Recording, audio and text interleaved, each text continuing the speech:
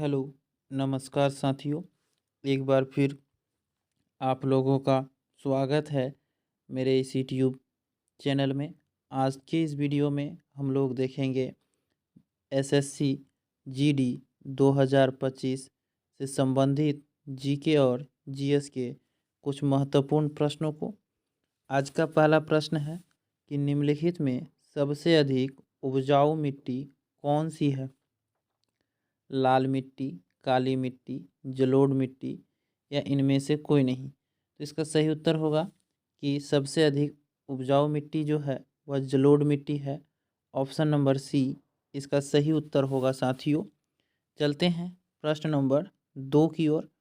प्रश्न नंबर 2 कह रहा है, भारत में कपास का सबसे बड़ा उत्पादक राज्य है। तो इसका सही उत्तर होगा ऑप्शन नंबर सी, महाराष्ट्र राज्य जो है वह भारत का सबसे बड़ा कपास उत्पादक राज्य है।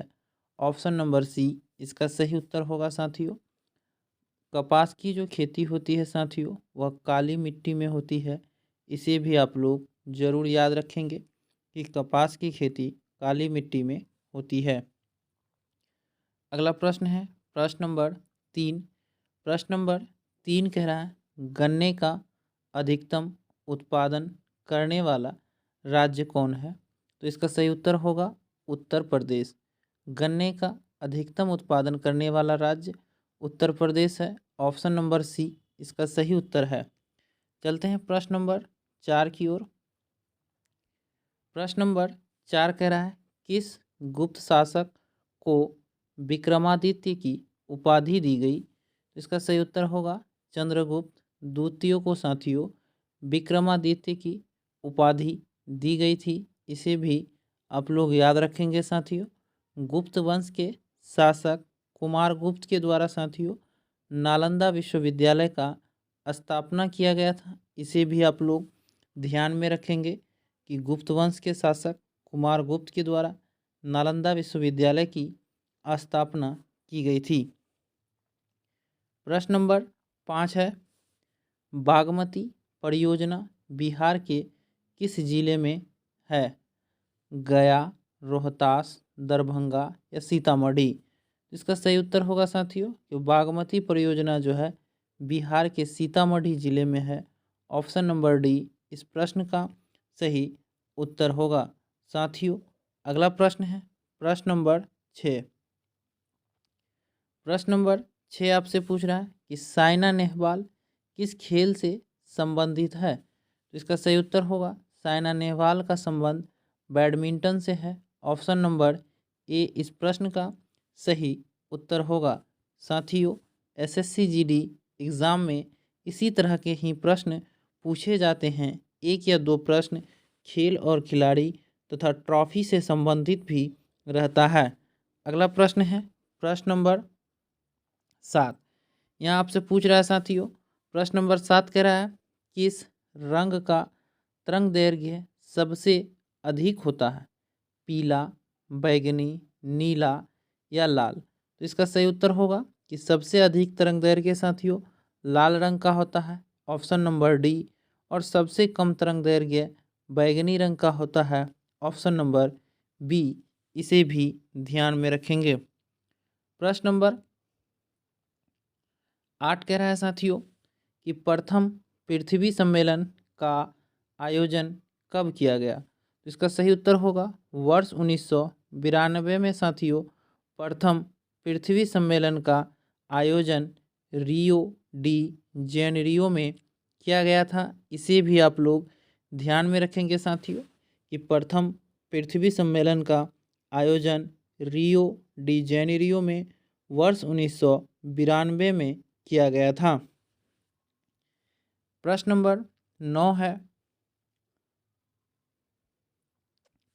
कि विद्युत का अच्छा चालक है कार्बन, प्लास्टिक, लकड़ी या चांदी?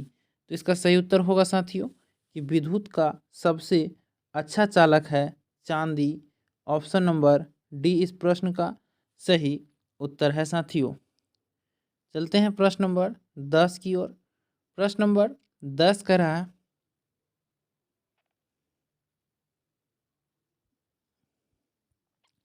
कि मानचित्र में नीले रंग द्वारा किस भाग को दिखाया जाता है? मैदान, जल, पर्वत या पठार? तो इसका सही उत्तर होगा साथियों कि मानचित्र में नीले रंग द्वारा जो है जल को दर्शाया जाता है। ऑप्शन नंबर बी इस प्रश्न का सही उत्तर होगा। पृथ्वी पर अत्यधिक पानी जल होने के कारण इसे नीला ग्रह भी कहा गया है।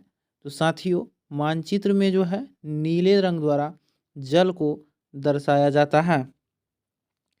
प्रश्न नंबर 11 है साथियों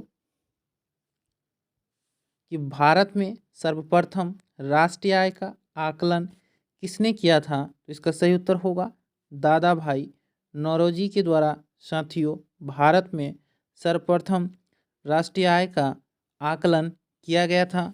ऑप्शन नंबर बी इसका सही उत्तर है। चलते हैं प्रश्न नंबर 12 की ओर। प्रश्न नंबर 12 है कि प्राक्कलन समिति में कितने सदस्य होते हैं? इसका सही उत्तर होगा 30 सदस्य होते हैं साथियों। प्राक्कलन समिति में सदस्यों की संख्या 30 होती है, इसे भी ध्यान रखेंगे। प्रश्न नंबर 13 कह रहा है कि गोबर गैस में मुख्यतः जो है होता है मीथेन, एथेनिल, एसिटिलीन या इनमें से कोई नहीं। तो इसका सही उत्तर होगा साथियों कि गोबर गैस में मुख्यतः जो होता है वह मीथेन गैस होता है। ऑप्शन नंबर ए इस प्रश्न का सही उत्तर है। अगला प्रश्न है प्रश्न नंबर 14। प्रश्न नंबर 14 कह रहा है भारत में किस राज्य की तटरेखा सबसे लंबी है? इसका सही उत्तर होगा गुजरात का तटरेखा सबसे लंबी है और सबसे छोटी गोवा का तटरेखा है, इसे भी याद रखेंगे। अगला प्रश्न है प्रश्न नंबर 15। प्रश्न नंबर 15 कह रहा है कर्क रेखा भारत के कितने राज्यों से होकर गुजरती है? तो इसका सही उत्तर होगा साथियों 8। कर्क रेखा भारत के 8 राज्यों से होकर गुजरती है साथियों, इसे ध्यान रखेंगे। अगला प्रश्न है प्रश्न नंबर 16। प्रश्न नंबर 16 कह रहा है निम्न में से कौन सा रोग जीवाणु यानी बैक्टीरिया से होता है? मलेरिया, खसरा, हैजा या डेंगू? तो इसका सही उत्तर होगा कि हैजा रोग जो है साथियों वह बैक्टीरिया से होता है यानी जीवाणु से होता है। ऑप्शन नंबर सी इसका सही उत्तर है। चलते हैं प्रश्न नंबर 17 की ओर। प्रश्न नंबर 17 कह रहा है खसरा किस प्रकार का रोग है? तो साथियों खसरा जो है विषाणु जनित रोग है। ऑप्शन नंबर बी इस प्रश्न का सही उत्तर होगा कि खसरा जो है साथियों वह विषाणु जनित रोग है। ऑप्शन नंबर बी इस प्रश्न का सही उत्तर है। चलते हैं प्रश्न नंबर 18 की ओर। प्रश्न नंबर 18 कह रहा है मानव पाचन तंत्र में सबसे लंबा भाग कौन सा है? इसका सही उत्तर होगा छोटी आंत। ऑप्शन नंबर सी इस प्रश्न का सही उत्तर है साथियों कि मानव पाचन तंत्र में सबसे लंबा भाग जो है वह छोटी आंत है।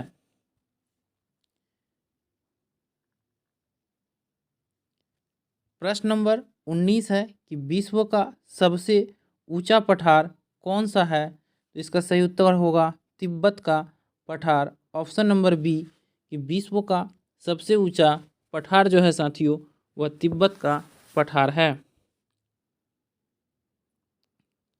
प्रश्न नंबर 20 पूछ रहा है साथियों कि रजनी ट्रॉफी किस खेल से संबंधित है? तो इसका सही उत्तर होगा क्रिकेट से। साथियों रणजी ट्रॉफी का जो संबंध है वह क्रिकेट के खेल से है। ऑप्शन नंबर सी इसका सही उत्तर है।